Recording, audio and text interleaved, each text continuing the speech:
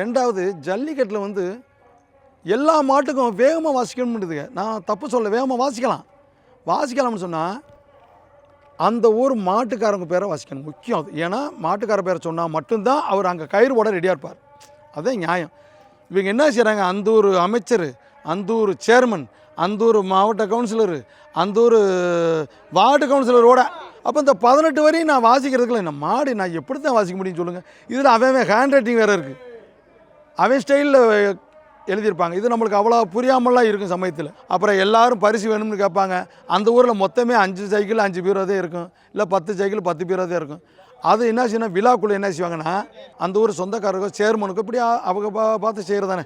இப்போ ஒருத்தர் வந்து 10-20 சைக்கிள் கொடுத்துருப்பாரு, அவருக்கு இந்த பீரோ தூக்கி அவர் கொடுப்பாங்க. அவங்க என்ன செய்வாங்க, அடுத்த வருஷம் அவங்கள்ட்ட போய் பரிசு கேட்கணும்ல, அந்த எண்ணத்தில் அவங்க கேட்பாங்க. அது இதெல்லாம் இழுத்து போகணும். இது கூட என் தலையில் ஒரு பலி. நான் இன்னொரு விஷயம் பெருமையாக சொல்ல விரும்புகிறேன். மாடும் சூப்பர் மனுஷனும் சூப்பர்னு சொன்னது நான் தான்.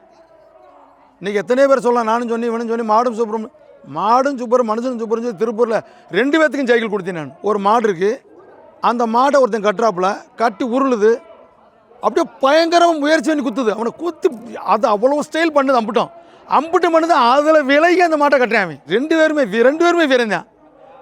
மாடு வெற்றி வெட்டது, வீரன் வெற்றி வெட்டான்னு 2 பேர்த்துக்குமே சைக்கிள் கொடுத்துருக்கேன்.